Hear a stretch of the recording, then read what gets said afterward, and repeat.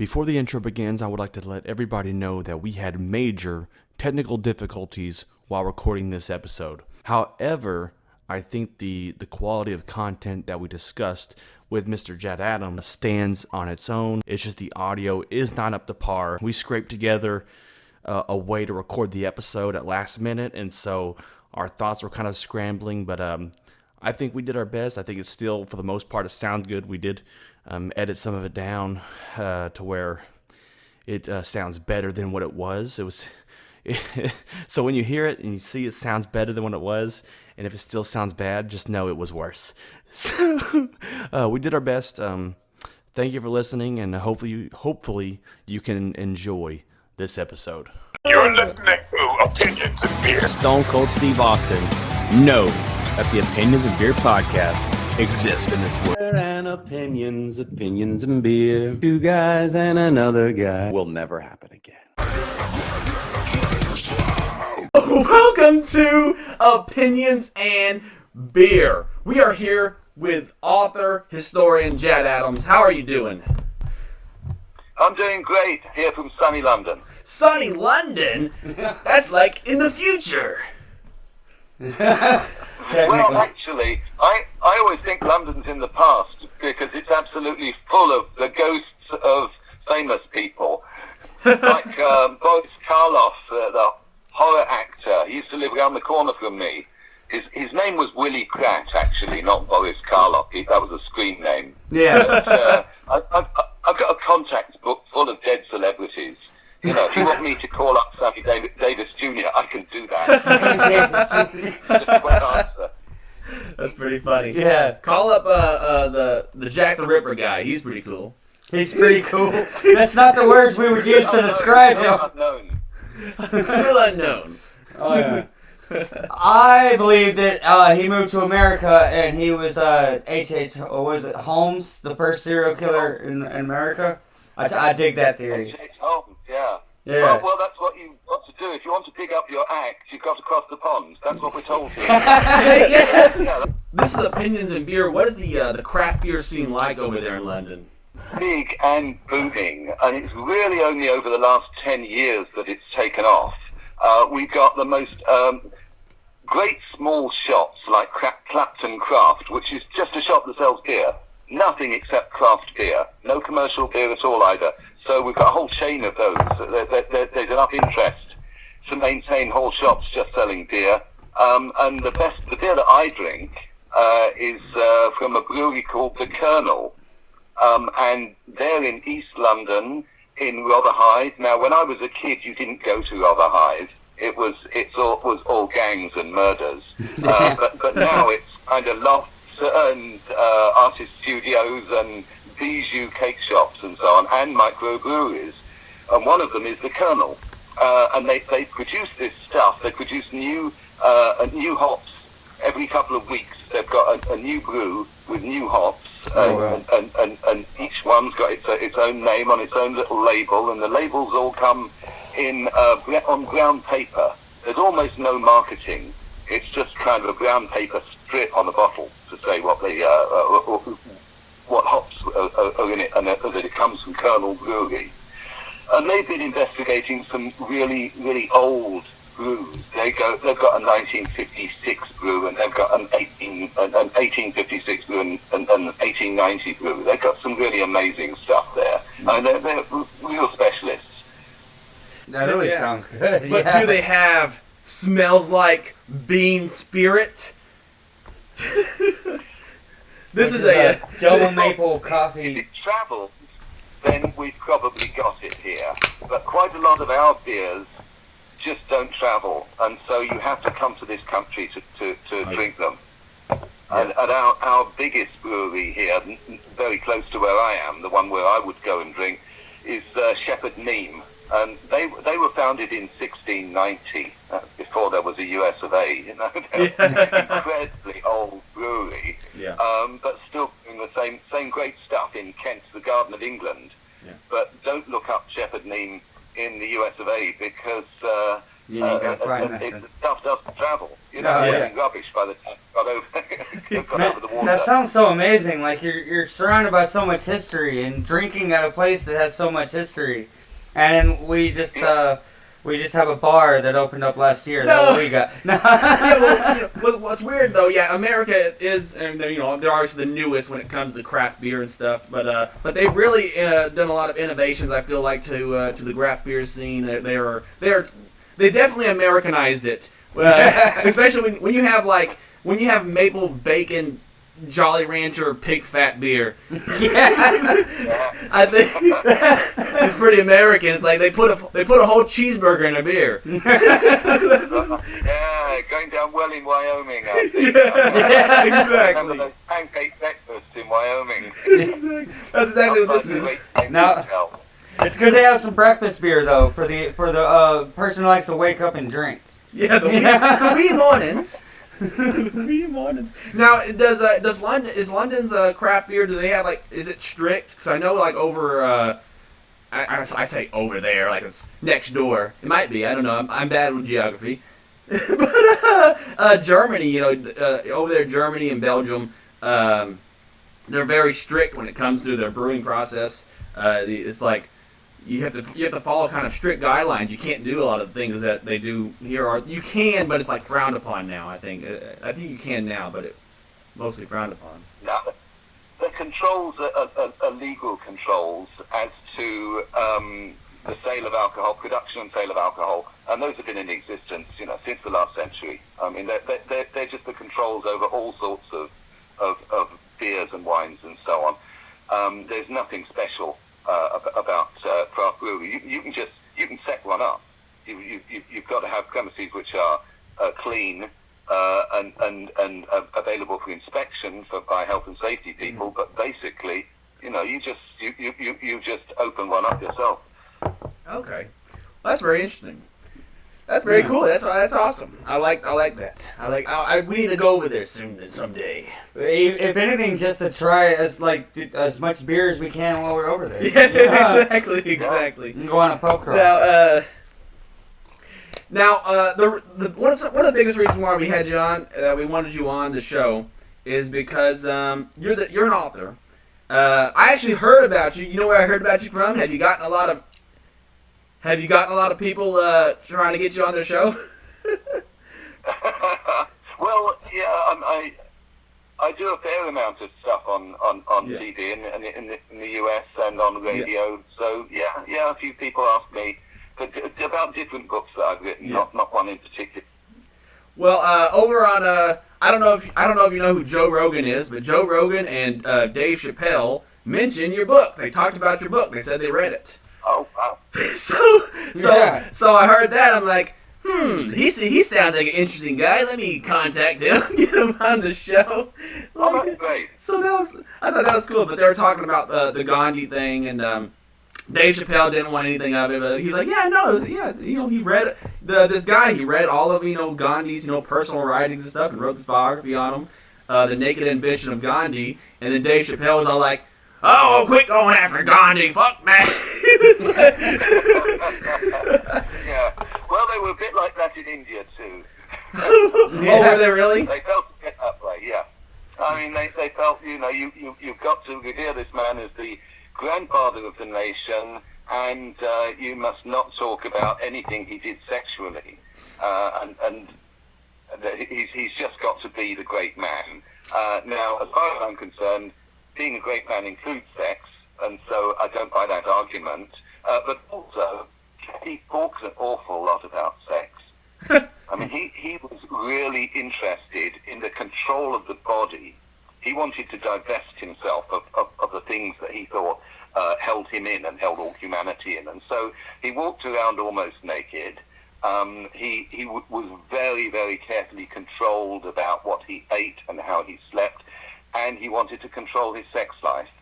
And he talked an awful lot about sex, and he tried to control other people's sex lives as well, which is where I'd say that he was taking a wrong turn. Are you saying that Gandhi's a little overrated? Well, not as a political leader. But people who want to project an image of Saint Gandhi, I don't go along with that. I think people are people. And the Gandhi that I see, shall I tell you a little about his progress through his sexual life? Oh, yeah, absolutely. He marries at the age of, he's 13, his wife's 14. That's really very ordinary for Gujarat at that time. Yeah. It's not. He's born in 1869, so no, that was a long time ago. And he had a very normal married life, had 4 children, and then in his 30s he decided that he wanted to dispense with sex. He wanted to get away from sex.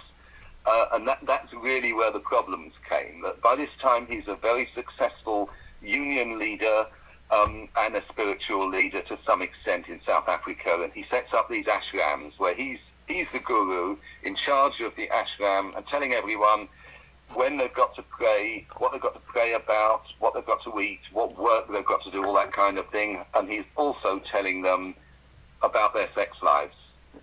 That sex should only be used for procreation, first of all, and then he starts saying there shouldn't be any sex. And so when his son, Manalal, has sex with a woman perfectly willing sex, it's just, he's a young man and she's a young woman and they have sex, Gandhi makes him swear celibacy for the rest of his life.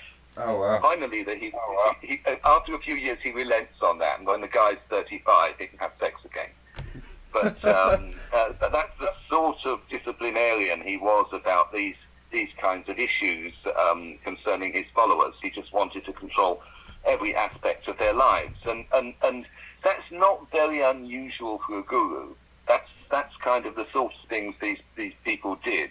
But he later decided to start challenging himself, to start challenging his sexuality. Then Gandhi started challenging himself, as he described it. And what he made his followers do was do sexy stuff.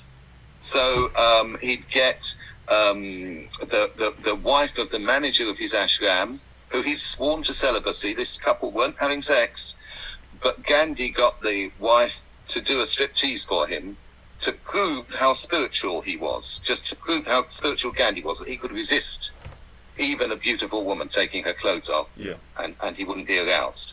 And then after he used to bathe naked with his supporters. He'd get naked massages, and all this was, as far as he was concerned, a matter of self-control, which gave him greater spiritual power, because he believed in the power of semen, that semen was a deep spiritual force, and you shouldn't lose or waste semen. So when he occasionally had a wet dream, he was very distraught about it, and he wrote about it, and got his ashram followers to pray with him about it, and so on. Now, all this is happening while there's a lot of political change in India. They're getting rid of the British, and while they're getting rid of the British, the Muslims and the Hindus are in competition as to what kind of an India is going to emerge from independence. And so it's a very tense situation. People are threatening to kill each other. They are killing each other. Eventually, of course, India is torn apart, and you end up with Pakistan and India. Out of that original British India comes Pakistan and India. So during that time, Gandhi steps up all this sex stuff. He feels that he needs to be challenged even further in order to give more spiritually to his nation. And the way he's challenged even further is to say to the 33-year-old woman that he's been sleeping with, "You go away. I need other challenges." And he invites his niece, his grandniece, to come and sleep with him. She's 19. Okay. She's called Abba, and later he gets another young relative called Manu, and she comes and she sleeps with him as well. And so just one naked teenager wasn't enough, because of the challenge, the national challenge. He needed two. And he's doing this for the people. And they're like his grandchildren. Yeah, or grandniece. And his grandchildren. Now, everyone knew about this. I mean, he wrote about it, and people, including, Manu, Kanu's husband, Manu's husband, Kanu, including people like family members, were complaining to him about it and saying this doesn't look good. Other senior politicians who will be leading independent India in the end, they're complaining about it and saying, look, you shouldn't do this. But he is resolute, and he feels that as partition continues in India and things get worse and the two sides are fighting each other, that he's got to keep going through this business of challenging himself with naked teenagers. And he actually says at one point to one of them, because he says, we must sleep naked because the Muslims could kill us at any minute. Which is one chat-up line. Yeah, that's what I said. That's just the Gandhi just used a pickup line. we must sleep together. The Muslims kill us. Oh my God. He described it as putting our purity to the ultimate test. Those are the sort of terms that he used. And the thing is with Gandhi, after he was assassinated, a lot of this stuff was destroyed. Things that were written about it, things that people had said, but everyone wanted to say what a great and unifying force Gandhi was. And of course his picture is on all the banknotes, and everyone reveres him. And so one of his first biographers, who went round to the ashram and went round to Gandhi's friends very soon after his assassination in 1948, one of his first biographers found that people had destroyed material about Gandhi. They were getting rid of papers so that they could write at that time, really very soon after he died, they were creating the Gandhi myth that everyone now seems to feed into. Of course, he was a great political and spiritual leader. There's no question about that.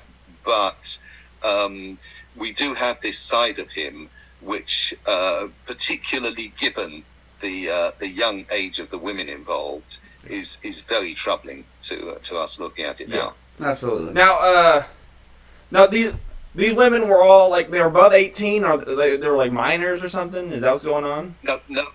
There were no minors, okay, even in the terms of the time. Okay. There were 16 at least. Okay. And that's the age of consent in the UK. Still is the age of consent. It's still weird. It is still weird. He's like an old man. He's like an old man. I don't know how old he was doing all this. How old was he? Oh, he was in his 70s. Okay, so yeah, he's an old. Yeah, he's born in that mental image you have of Gandhi, he was already there. Okay, that mental image of Gandhi. Now, what was the benefit? I mean, I say benefit. Why would someone want to assassinate him? What was he doing that caused such polarizing action to happen? Well, they said that the guy who assassinated him was part of a Hindu nationalist organization. In India now is run by a Hindu nationalist party, so it's that kind of people who believe in Hindu supremacy. And they felt that his assassin felt that Gandhi had given far too much to the Muslims and should not have allowed India to be divided, and that he should have armed the Muslims and had them fight, rather than as Gandhi was committed to peacefully achieving independence. A pacifist, And the Hindu right wing basically wanted to get out there with the guns and massacre the Muslims. I'll be honest with you. For the longest time, I thought Gandhi was the guy who lit himself on fire. But no, that was I guess that was the monk, right? That's not the same. Absolutely unrelated events. South Vietnam, yeah. Yeah, that wasn't even the same country. I'm sorry. That's Texas history for you. They teach you weird stuff. we get taught weird things. So they just mash them all together. All Asians look the same. I was actually told by my American publisher that we couldn't use the title Naked Ambition, Gandhi Naked Ambition. They said that, look, there's very poor name recognition for Gandhi in the US, and there are a lot of people in the US that don't like to see naked in a title. Yeah. Well, yeah, it's usually that's usually reserved for the X-rated films. Yeah. Well, it's an X-rated book. In America, when you Google Naked Ambition, other things are gonna pop up. Oh my God. That's pretty funny. But you've done other works besides Gandhi. I see that you did some biographies for the Clintons. Is that true? Oh, yes, it's A Marriage of Sex, Lies and Power. That was the title of a TV program I made, which was actually broadcast for Clinton's departure from power. So it was actually looking back on Clinton's rise and his relationship with Hillary Clinton, and that was great fun to do. I interviewed former Clinton girlfriends and people who had been part of his guard, the state troopers who were looking after him when he was governor of Arkansas, that sort of thing. And you're still alive. So you told that tale, and you're still alive. Yeah, well, I kind of got in and stayed in Little Rock for a while and got out again. You got it. That's how you do it. That's how you talk about the Clintons. You get in and you get out. You get the job done and you leave. Another interesting thing I was actually reading. I was gonna read it last night, and then I got home way too late. But I read like the first 2 pages of this book you wrote, Abstinence, the Abstinence, the History of the Devil, or something. Hideous Absinthe. Yes. The devil in a bottle. Yes. Yeah. Now that's about the green liquid that some people say fueled the artistic revolution in Paris in the 1870s. Because all the artists and poets were getting off on it. That's the myth, really. But certainly Van Gogh drank an awful lot of absinthe. That's undeniable. That's why he cut his ear off, right? Wait, is that? Well, it didn't help. I didn't know if you were wrong, but I immediately started thinking, like, is that the one that cut his ear off? Are you even right? Yeah. I know some things. But it's like you got to make sure before you say stuff on our podcast. Right? What inspired you to write that? Oh, right. Actually, if you're a professional writer, very often a publisher comes to you and says, "Look, would you like to do this project?" And that was one of those, because I'd written about the 1890s. I was interested in decadent poetry, and I'd written about a decadent poet. And because of that, a publisher approached me and said, "Look, the end of the century is coming up." That was the end of the 20th century is coming up. And at the end of the 19th century, absinthe was a really big thing. So let's party like it's 1899. Let's do a book about absinthe. And so that it came out of that. And I just looked at the production method of the liqueur, of course, but also social factors, why everyone started drinking it. It was... What actually happened was there was a vine pest. So there was no wine for people to drink in France. So what wine was available came from cellars, very expensive. And yet at the same time, in the 1870s, there were industrial processes allowed them to make industrial alcohol. And so they just cooked up the absinthe, which is wormwood leaves, cooked up the absinthe, put some anise in it, another star anise and so on, make it tasty. Pour alcohol in, and you've got a very alcoholic drink, 40-50% alcohol by volume. Wow. And they were all really getting off their heads on this. Yeah. And it became the drink of the poor. And artists, musicians, actors, painters, poets tended to be living in poor neighborhoods and to be drinking the drinks that other poor people drank. Yeah, it's made with wormwood, right? Originally, I don't know if it still is. I know it's not allowed. I don't think wormwood's allowed in America. So I think our abstinence is like fake. Yeah. It's got a very low percentage of thujone, which is the active ingredient in wormwood. Okay. I think it's got something like 10 parts per million of thujone in it. It's very low, but it's 10 or 12 parts. I mean, something like that. That's the permitted level in the European Union, and I think the US just imported the European Union's conditions, and so that you could import it or make it in the US if you wish. There was a very famous building, the old Absinthe House in Louisiana. Oh yeah. yeah. Oh, that sounds fun. So. With the wormwood, the absinthe, it makes you hallucinate? It's like a completely different high than getting drunk off any other alcohol? Yeah, mild hallucinations. I mean, you'd need to drink an awful lot of it with the very low levels of thujone that you currently get. Yeah. People like Van Gogh and Gauguin and Picasso were drinking much higher levels of wormwood in their absinthe. No, much more high levels of thujone, which is the active ingredient. Mm-hmm. And so, there may still be some kind of effect, but I think that the difference with the absinthe you're drinking now is probably like the difference between a spoonful of instant coffee as compared to drinking coffee which is ground coffee beans. It's just much more powerful. It's a much stronger. Yeah. It's a much stronger taste. It's going to give you a much bigger hit. That's so crazy, and that I think isn't all that like mentioned in the Bible as well. It's like it's pretty old drink. Mm-hmm. Oh yeah. Wormwood's in the Bible. Wormwood's in the Egyptian papyrus. Them Egyptians, no wonder they built those pyramids. They're like, oh man, this is so crazy. We're all hallucinating. Let's build some pyramids today. I'm on wormwood. Yes, Adam, that's exactly how that went. I just want something pointy, big and pointy. That's how the Egyptians. No. That's not what they did.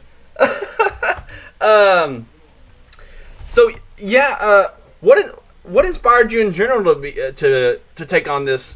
Because you do on these biographies in general. Like, what intrigues you about this? I write books because I started writing books because I thought it would impress women. I wasn't. I'm musically indifferent, really. I'm just not much of a player of instruments, and that's one way to get women. And I'm not much of a sportsman, but I've got a quick mind and a retentive mind, and I have some facility with words. So that's what I was going to do. Okay. So that's my shtick. That's my thing. Yeah, I guess so. Oh man. But you also do like producing, right? You do like you produce shows and whatnot. Or I earlier in my career I did loads of television. I actually started off writing in newspapers, and then the newspaper market started to go down, and I was in television for 20 years. I was a TV producer, and then kind of television started. This story seems to be repeating itself. Television, there was much less of a living in television than there had been. Yeah. Because there was a proliferation of channels. So there are loads and loads and loads of different channels, all the digital channels and so on. And each one was paying very small amounts of money. Now, when I started in television in the UK, we had four channels. And so, if you were working on one of those, you had a good job and a prestige. Yeah. But as it went on, it just became a kind of very average job, and now it's a job that people are doing in their back bedrooms. Yeah. With technology and it's 2021, and especially with COVID.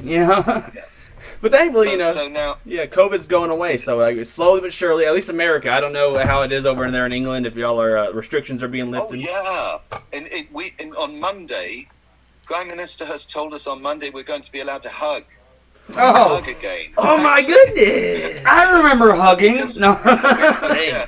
But because we're English, of course, what we're going to do is kind of shuffle around a bit and look at our shoes. And Yeah, we didn't hug that much before when we could. No. It's like, actually, I mean, at least for 2 weeks now, we've been able to spit in people's mouths. So, I mean, we're pretty good.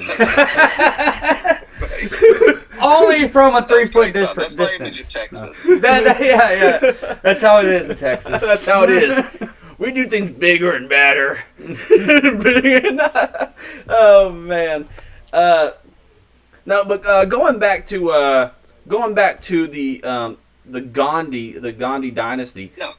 How did that even how did that come to be? How did the Gandhi name even grow so much? He was part of a family, right? Isn't he part of like a bigger Indian family, or no? Like a royal? There's a family called the Nehru family. The first Prime Minister of India was called Jawaharlal Nehru. He was a big friend of Gandhi. They were very close. And his daughter, Jawaharlal Nehru's daughter, was called Indira Gandhi. She was called Gandhi because she married a guy called Gandhi. Gandhi's a very common name in Gujarat. It means grocer. And this lady Indira Gandhi, who became the next Prime Minister of India, but one,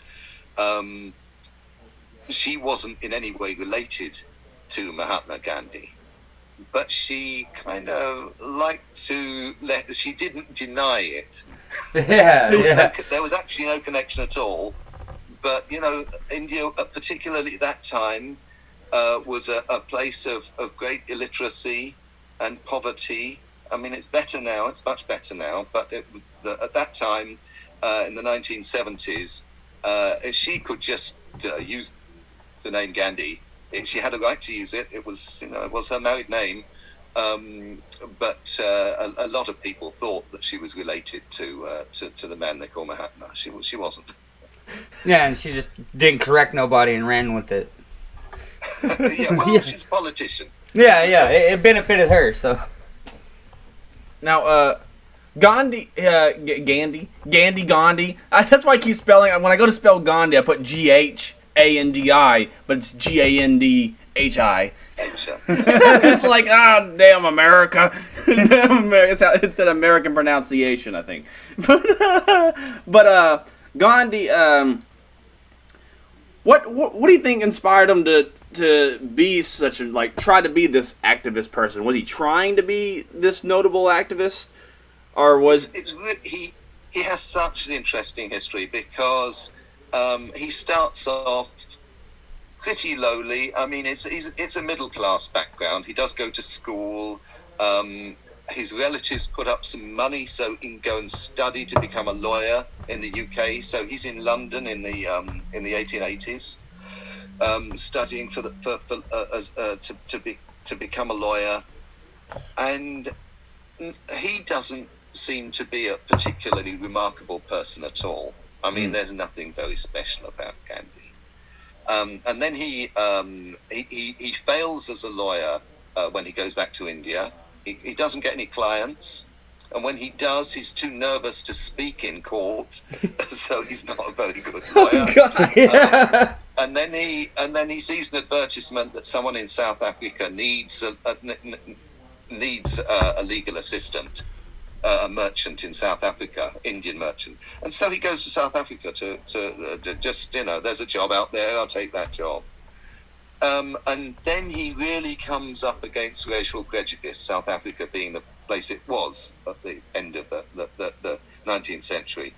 And he feels that his people, that the Indian people, are being suppressed and are being ill-treated and aren't being given their worth for the work that they're doing to build up the nation of South Africa. And the government keeps imposing new tariffs on them and expecting them and refusing them citizenship until they've been there a certain amount of years, and then it extends the amount of years. And it's all very oppressive, and it's that which transforms him, really. It's that which outrages his sense of decency, and he says, no, we won't let this happen. And that's when he becomes a real leader, and a leader, particularly a trade union leader, which is something that they don't like to emphasize much in India, that he starts off as a trade union leader. Yeah, because that doesn't come up as very spiritual, you know, if he's he's just there for workers. Workers' rights isn't very spiritual, you know? Yeah. And so when he, after 20 years in India, after 20 years in South Africa, he goes back to India, and now he's a hero. And he says, what I've got to do now is I've got to fight the oppression of the British, because the British are, some 30 million people are dominating this 700 million people in India. Gandhi's had an English education. He's got lots of English friends, but he says it's time to go now. Thank you very much for the post office and the railways. But, it's time to go. I seem to remember the US had a similar experience. It wasn't called the US then. It was 13 colonies. Yeah, 13 colonies. Said it's we thank you for everything you've done to us. But we got it from here. Yeah. So that was Gandhi's feeling. And what Gandhi did, where he found the Independence Party, he found them a middle-class group of people who really were looking after themselves and seeing whether they wanted to do as well as they could personally out of the country. And Gandhi said, no, it's not just about you. It's about everyone, this whole population. And so instead of a middle-class pressure group, Gandhi turned the independence movement into a real movement. He went out into the fields, went out into the villages, talking to people, telling them what they could expect from independence, and giving them a sense of self-worth, that what they thought, what they felt really mattered. So that's why he's a great spiritual leader, and that's why he's revered in the way that he is in India and respected around the world. Now, was Gandhi, I'm sure he was, a big beer drinker? Well, yeah. No. You know what it was? All they had was IPAs over there, and it's all like IPAs back. Yeah. IPAs back then were gross. Back then, It was on purpose. they made them gross on purpose. They overhopped them to try to save the flavor on the trip to India. That's the whole gimmick. That's the whole gimmick. That's why they're called Indian. That's why they're called Indian Pale Ales. Oh yeah. Yeah, because they were. That's why they were overhopped. Oh wait. So Indian Pale Ales aren't called Indian. Crates. They're called Indian Pale Ales not because they're made in India, but because they're made to be sold, to be sent to India. Yeah, to survive the trip. That's why they were so hot. Yes. That's how the style was made. Y'all are blowing my mind. The Suez Canal. I thought it was like Indian style beer. Like this is like we got this inspiration from India.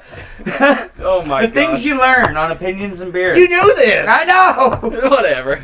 He's like, I forgot. That's pretty funny though. Yeah. Anyways. Oh man. Gandhi's a crazy guy. Crazy guy. I can't believe he even existed. Sometimes I think he's a mythological creature. Well, he's that of legends these days. You know, he's one of the most iconic figures in I was gonna say American in world history at all. You know. Yeah. One of the things that interested me was that he didn't develop this persona of being the half-naked man challenging the empire until he was about 50 years old. Yeah. Kind of when he was in London, he wore a top hat and wore sort of ordinary Western clothes. And then when he was working with Indian people, he wore Indian clothes. Unless he was in court, wore Western clothes. And it was only really very late on in his life that he felt it's time for me to just get all this off. Shed and all he didn't the. encourage anyone else to do it. He didn't want other people to be almost naked, sort of walking around with a loincloth and a stick like he was. He wanted to be unique, and it really worked. It's like like Charlie Chaplin's moustache, it's just there. It's an image. It was and it came out kind of in the 1920s. That's when Gandhi developed that persona. Yeah, I can't even fathom Gandhi in like a normal suit with a top hat. The image will not appear. Not appear in my head. Looking at what we were taught about Gandhi, looking at your research into Gandhi and who he actually was, and just sort of like the kind of the quirkiness of like his ideology and what he would go through, and sleeping with half-naked women. What do you think the biggest takeaway should be when someone learns about Gandhi? I think that he was a great man who really contributed to Indian independence. But he was not a god. Yeah. He was just another man. Of course, yeah. Sometimes that's all it takes is just another man. I just want to say thank you so much for coming on the show. I'm going to check out your absence book, definitely. Yeah, I love your work on your Gandhi, just showing that this person, showing that that icons are people too. Like anyone can be an icon. I think that's like one of the biggest takeaways I've gotten from your work in general. Is that I think we put like people on these weird pedestals though, like these untouchable pedestals. They're mythical type characters that have never they've never done any wrong. They don't do anything weird, and then you're like, well, burn all documents. He might have done some weird shit. He was a good guy. But like you said, he was a human being, and he had human tendencies. Yeah. I think that's one of the biggest takeaways in general in the world that the world needs to know is that people have flaws. I think we hold too many people up so high, and I think everybody is a human, and every human has flaws. And just because it doesn't show on the surface doesn't mean it's not there. Yeah. So I really like that about you, how you because I know I was seeing some comments. A lot of people were upset about your book, about the Gandhi book for some reason. And that's because it's ruining their perfect perspective of the flawless Gandhi. And I guess my final question before we end up, what are your thoughts when someone is upset? Like what how do you feel when someone says, "Oh, you've ruined my perception of someone"? Well, the work that I did was very strongly based on the things that Gandhi himself wrote and that he therefore wanted to be known. Absolutely. And I didn't work with things that people had said about Gandhi later on. I worked with only the things that he said or that people who actually knew him said, and things that they wrote themselves. And so I stayed very close to the man himself, and any criticism that is implicit in my book was also made of Gandhi at the time when he was alive, and normally that criticism was made by his closest friends. Yeah. Straight, it's just that's weird. That is it's written by Gandhi. He wanted people to know about him. Everybody are upset. But then people, the people are still upset. And that's it. That's history, though. You gotta accept history as it is, not to accept the history that you like only, because that's not history. So this interview with you has been very informative to me. I've only heard about the flawless, iconic Gandhi. I've never heard of anything about his antics in life that don't put him on a pedestal. It's been very informative. You have a great time in Texas. Hello, welcome to Opinions and Beer. We just interviewed Jad Adams. It was so fun. It was so crazy, but we did have a bunch of technical difficulties. It was supposed to go along a lot longer. We didn't get video for it. It's all audio. However, we do have video of us talking and reacting, but just learning about Gandhi. That was a very intriguing discussion we had with that guy. What are your thoughts? Absolutely. Like I was saying, and we weren't recording when I said this, It's not exactly a rabbit hole I would go down. It's not exactly a tab I would click on. You know, I'm very selective with my history, and I never really thought, oh, let me learn everything about Gandhi. So everything that he had to say was very informative. You know, I only know him as the icon that he is, the whole flawless Gandhi that did nothing wrong. Yeah. It's very interesting to hear him put it in perspective as, like, he was a human being. He did have flaws. But, like, you know, it's not to take away from all the greatness that he did. As a matter of fact, it adds to, it's just makes him more relatable, makes him more accessible to remind yourself that he is a human, and he is a human, you know? Now it's time for today's beer of the day. This is the beer that we were drinking during the episode. Beer of the morning. Beer of the morning smells like bean spirit. This is a double maple breakfast stout. It's brewed with Tugboat coffee. It's a Tugboat coffee breakfast stout ale with maple syrup and Tugboat. Now, when you say, like, it's actually, there's a brand of coffee out there straight up called Tugboat coffee. Yes. And they straight up take that Tugboat coffee and they put it in this beer. Yes. This is brewed and canned by Octopi Brewing Company. Oh my God, you know who this really is? Huh. Microphone. So whenever it says Octopi, that means this is an original beer brewed by Untitled Art. But it also says... You remember Untitled Art? What about the Microphone Brewing? Where's that? Okay. It's on it twice. Oh. Okay, so Microphone Brewing paid Octopi Brewing to make this beer. Oh, yeah. Fucking, like, backroom deals and third party. So it smells like bean spirit. However, you know, what are your thoughts on this beer? It's too thin. It's too, It's a little thin. It's a little thin, but the maple kind of is there. And that actually gets old. Like, drinking a whole can of this, for one, it's thin, and it's like you can barely taste the maple. You can barely taste the coffee. Even though it's double maple. But the maple does start to, like, add up as you're drinking on it. And I was actually getting tired of the maple flavor before I was done with the beer. Oh, really? Yeah. So that's to each his own. Like too pancakey? Yeah, it's just... And, like, you could taste the maple way much more than the coffee. You could barely taste the coffee. You could barely taste the maple. But like I said, like, after drinking on it, all you can really taste is the maple, and it gets like, old. It's like when you're eating like syrup, no, basically it's like it tasted more like a maple beer than a maple coffee beer. Yeah, you're right. And what would you rate this beer? I'd rate it a 5. Yeah, I'd give it a solid 5. Yeah, I mean, like give it a solid 5. It was so right thin, down the middle. Like